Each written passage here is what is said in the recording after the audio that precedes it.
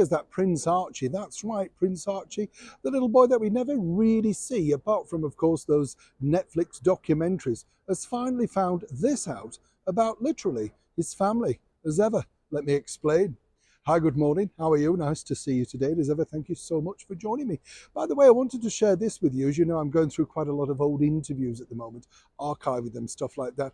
And many people may not know, but I was lucky enough to meet very briefly Frank Sinatra Jr., who came over to London at Ronnie Scott's in the very latter part of his career. Very nice guy, very down to earth. And of course, for many people, he really shot to fame, rather strangely, it might be said, all thanks to that early kidnapping plot in the 1960s. Terrible time for Mr. Sinatra and, of course, the siblings and his mum. But thankfully, all was resolved in the end. One of the things, though, that popped up on the interview was simply this. I asked him, was it true that Mr. Sinatra didn't like My Way, the Paul Anka track? That really is kind of almost his theme tune.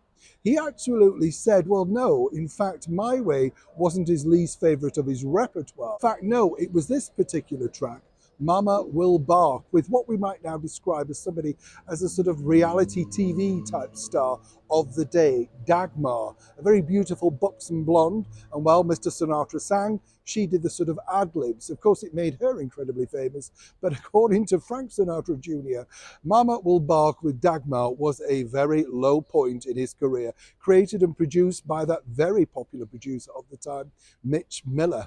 Back as ever, though, to your breaking royal story of the day. It had to happen, didn't it? I mean, there's no two ways about it. This is what happens with children. They become inquisitive, investigative, and basically other people talk to them.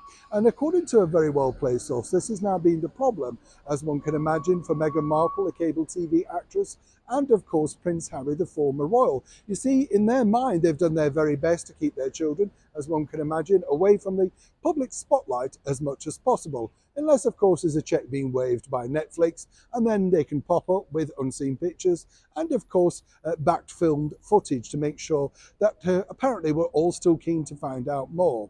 I don't know about you, but, I just wish both of their children well. I'm not too fussed whether I see them or not. They're not part of the British monarchy, and they want to remain private citizens. That's their prerogative, isn't it? But is it, though? Because the bottom line is now, according to that very well-placed source, Prince Archie knows this, that he is a prince. That's right, it didn't come from his family, according to this very well-placed source. It came, quite literally, from someone at one of his playgroups, and you know how this develops. Obviously, someone's been talking to one of the children, and it developed from there. Now, I'm not quite sure because details are rather hazy, but the bottom line truly is this. This is going to be very difficult, isn't it, for Meghan and Harry? Because, as the child gets older, he's going to wonder why he has the title prince, or indeed why, his sister Lily has the title princess. How are they going to square that with them moving forward? All about a family, quite literally, a ruling family at the very heart of the Commonwealth, and its points the rest of the world.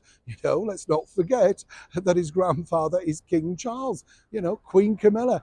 Going to be very strange, but at this point, there's no two ways about it. Prince Archie knows, quite frankly, he's a prince. He may only be young, but they start young at this point, and no doubt will be asking a lot more leading questions.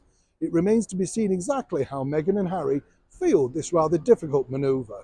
It is a developing story. When I know more, you'll know more. Neil Shaw in the very heart of London.